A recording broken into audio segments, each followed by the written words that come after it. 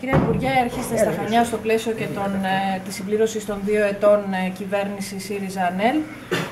Ο σκοπός της επίσκεψής σας σήμερα ποιος είναι? Ξεκινήσαμε και από τα Χανιά μία περιοδεία η οποία δεν είναι η εναρκτήρια περιοδεία που κάνει το Υπουργείο Εργασίας, είναι η συνέχεια των περιοδιών που κάνει σε όλη τη χώρα, προσπαθώντας να αποκτήσει μία αδιαμεσολάβητη επαφή με τους εργαζόμενους σε όλη τη χώρα για να δει τα συγκεκριμένα προβλήματα που αντιμετωπίζουν και να τους περιγράψουμε και τις πρωτοβουλίες που πρόκειται να λάβουμε το επόμενο διάστημα, πάντα με γνώμονα την εξυπηρέτηση των συμφερόντων του κόσμου της εργασίας. Η επίσκεψή μας εδώ σήμερα έχει ξεκινήσει από τη ΔΕΗ, όπου είδαμε τους εργαζόμενους εκεί. Βρισκόμαστε σήμερα στο Σώμα Επιθεώρησης Εργασίας αυτή τη στιγμή, ακριβώς διότι δίνουμε πάρα πολύ μεγάλη σημασία στη μάχη που γίνεται στην καθημερινότητα των εργαζομένων για την επιβολή της νομιμότητας στους χώρους εργασίας και θα συνεχίσουμε και με τη συνάντησή μας με το Εργατικό Κέντρο αλλά και εκπροσώπους από πρωτοβάθμια σωματεία της περιοχής. Σκοπός μας δεν είναι άλλος, όπως ήταν και στις προηγούμενες περιοδίες, από το να επικοινωνήσουμε στους εργαζόμενους τη μάχη που δίνουμε για την επαναφορά των συλλογικών διαπραγματεύσεων στη χώρα, μια κομβική πολιτική μάχη, αλλά και για να τους συζητήσουμε μαζί τους τα ειδικότερα προβλήματα που αντιμετωπίζουν τόσο οι εργαζόμενοι όσο και οι άνεργοι στις περιοχές που επισκεπτόμαστε, να τα καταγράψουμε και να προχωρούμε άμεσα σε λύσεις στο αμέσως επόμενο διάστημα, δηλαδή για να βλέπουν και κάποια αλλαγή στην καθημερινότητά τους οι άνθρωποι. Μετά την εξέλιξη του χθεσινού Eurogroup, να περιμένουμε και κάποια υποχώρηση σε κόκκινες γραμμές ως προς τα εργασιακά? Κοιτάξτε, το χθεσινό Eurogroup αποτύπωσε πολλά σημεία σύγκλησης και ένα σημείο απόκλησης. Τα σημεία της σύγκλησης που αποτύπωσε είναι τα εξής. Υπήρξε κοινός τόπος στο ότι η ελληνική οικονομία έχει σοβαρά δείγματα πλέον, απτά δείγματα ανάκαμψης. Δηλαδή έχουμε μια πολύ σημαντική υπεραπόδοση εσόδων, επίτευξη στόχων και μια υπεραπόδοση σε σχέση με τους στόχους. Δηλαδή, τα πρωτογενή πλεονάσματα που σημειώθηκαν είναι πολύ υψηλότερα από αυτά τα οποία είχε δεσμευτεί η ελληνική κυβέρνηση να επιτύχει. Μιλάμε για πλεονάσματα της τάξης του 2%, ενώ ο στόχος ήταν 0,5%. Και αυτό είναι ένα γεγονός. Το δεύτερο γεγονός που υπήρξε κοινή αποτύπωση στο Eurogroup ήταν ότι περνάμε σε θετικούς ρυθμούς ανάπτυξης, ενώ η εκτίμηση που υπήρχε για το έτος ήταν ότι θα υπάρξει αρνητικός ρυθμός ανάπτυξης. Και αυτό είναι γεγονός.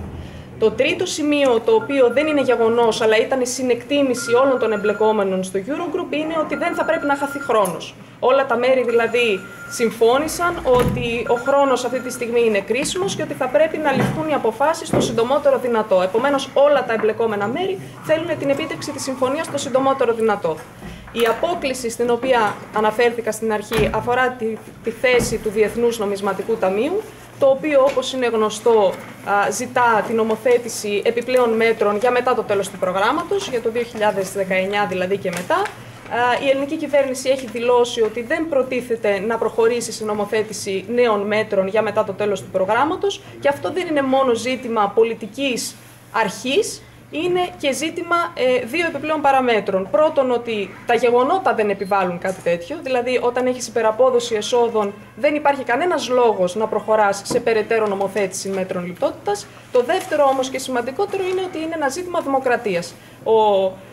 Το κράτος δικαίου, οι δημοκρατικές αρχές της Ευρωπαϊκής Ένωσης που ισχύουν, ο νομικός πολιτισμός που υπάρχει στην Ευρωπαϊκή Ένωση δεν επιτρέπει την προληπτική νομοθέτηση μέτρων με αυτόν τον τρόπο για διάστημα πολύ μεταγενέστερο του παρόντος πολιτικού πλαισίου. Η επιθεώρηση εργασίας είναι υποστελεχωμένη σε όλο το νησί. Οι υπάλληλοι επαρκούν μόνο για τη γραμματιακή υποστήριξη. Δεν μπορούν να πραγματοποιούν ελέγχους, δεν έχουν αυτοκίνητα, δεν έχουν καύσιμα. Θα ξεκινήσει τουριστική περίοδος. Κοιτάξτε, το ξέρουμε, το πρόβλημα με το Σώμα Επιθεώρησης Εργασίας, το βασικό πρόβλημα είναι η υποστελέχωσή του. Συγχρόνως, βέβαια, και οι άνθρωποι που εργάζονται στο Σώμα Επιθεώρησης Εργασίας κάνουν πάρα πολύ μεγάλη προσπάθεια και πάρα πολύ σοβαρή δουλειά. Γι' αυτό και προσπαθούμε στις περιοδίες μας να τους γνωρίζουμε πραγματικά έναν, γιατί αποτελούν τους άμεσους συνεργάτες του Υπουργείου Εργασίας. Η πρόθεσή μας είναι να ενισχύσουμε το Σώμα Επιθεώρησης Εργασίας με προσλήψεις, τις επιτρεπόμενες που μπορούν να γίνουν δεδομένων των περιορισμών που υπάρχουν για τις προσλήψεις στο δημόσιο. Κάθε πρόσληψη θα έχει θα μετρήσει, κάθε πρόσληψη θα έχει σημασία για την καθημερινότητα των εργαζομένων. Προσπαθούμε μέσα και από άλλους τρόπους να κάνουμε συμβάσεις με εξειδικευμένο προσωπικό, νομικούς κτλ., ώστε να μπορέσουν να βοηθηθούν οι επιθεωρητές στο έργο τους, αλλά και οι πολίτες οι οποίοι προσέρχονται στο σώμα να μπορούν να βρουν απαντήσεις στα ερωτήματα σε σχέση με τα δικαιώματα και τις υποχρεώσεις τους. Ενώ, όπως ξέρετε, όπως έχουμε δηλώσει τον τελευταίο διάστημα, έχει ξεκινήσει να λειτουργεί και το νέο πληροφοριακό σύστημα του Σώματος Επιθεώρησης Εργασίας, το οποίο επιτρέπει τους πιο στοχευμένους ελέγχους. Άρα, επομένως, με την χρήση των νέων τεχνολογιών, αλλά και με μια ενίσχυση του ανθρώπινου δυναμικού, θα αρχίσουν οι άνθρωποι να βλέπουν αλλαγές στους χώρους εργασίας και στην καθημερινότητά τους. Για το θέμα των αυξήσεων του ορίου απολύσεων, ομαδικών απολύσεων. Κοιτάξτε, εκεί το ζήτημα των ομαδικών απολύσεων αποτελεί και αυτό κομμάτι των εργασιακών που βρίσκονται υπό διαπραγμάτευση με τους δανειστές μας αυτή τη στιγμή.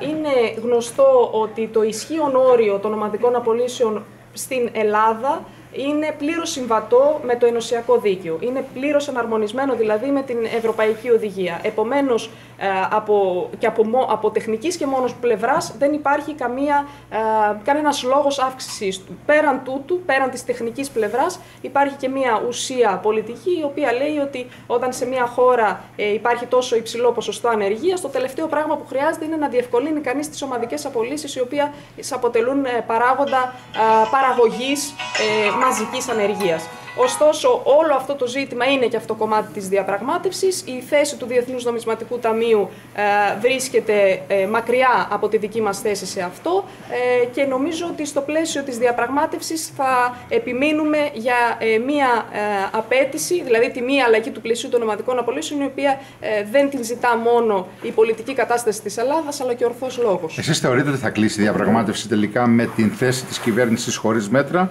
ή θα αναγκαστεί η κυβέρνηση να προχωρήσει τελικά στη λήψη μέτρων? Η εκτίμησή μας είναι ότι όλοι οι παράγοντες αυτή τη στιγμή στο ευρωπαϊκό επίπεδο θέλουν μια συμφωνία το συντομότερο δυνατό. Η ελληνική κυβέρνηση έχει κάνει τα περισσότερα βήματα για το κλείσιμο αυτής της συμφωνίας. Υπάρχουν κάποια θέματα που είναι ανοιχτά, όπως είναι το εργασιακό και κάποια ζητήματα στην ενέργεια, τα οποία πιστεύω ότι μπορούν γρήγορα να επιληθούν. Η εκτίμησή μας είναι ότι το αμέσως επόμενο διάστημα θα υπάρξουν πρωτοβουλίες για να γεφυρωθεί αυτή η απόσταση που διαπιστώνεται ακόμη αυτή τη στιγμή. Οι πρωτοβουλίες όμως πιστεύω ότι θα είναι άμεσες, θα είναι στο αμέσως επόμενο διάστημα, ακριβώς διότι στο Eurogroup υπήρξε αυτή η συνένεση σχετικά με το χρόνο. Άρα στόχος είναι το Eurogroup της 20 Φεβρουαρίου.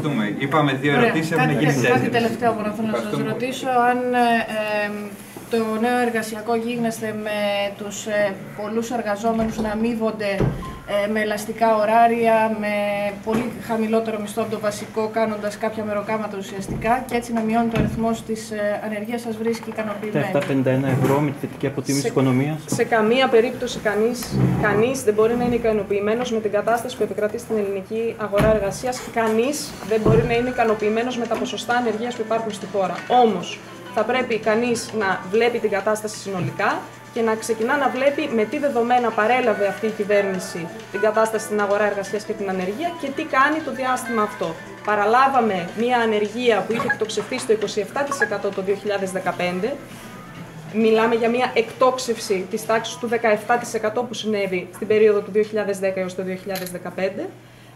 Και αυτή τη στιγμή η ανεργία έχει μειωθεί κατά 4 μονάδες. Δεν αποτελεί λόγο για να επιχαίρουμε, αλλά σίγουρα δείχνει ότι ο τρόπος που κινούμαστε είναι στη σωστή κατεύθυνση. Τα προγράμματα ανεργίας που εκπονούμε έχουν βασικούς άξονες στην πλήρη εργασία με πλήρη ασφαλιστικά δικαιώματα. Χαρακτηριστικό τέτοιο παράδειγμα είναι το πρόγραμμα της κοινοφελούς εργασίας που ξεκίνησε πλέον να υλοποιείται στους δήμους της χώρας και πρόκειται να καλύψει περίπου 25.000 θέσεις εργασίας και νομίζω ότι το αμέσως επόμενο διάστημα, επειδή ακριβώς και τα σημάδια της οικονομίας είναι πλέον θετικά, και το πρόβλημα της ανεργίας θα αρχίσει σταδιακά, με σταθερούς ρυθμούς, με μικρούς ρυθμούς, αλλά με σταθερούς ρυθμούς να απομειώνεται. Ευχαριστώ πολύ.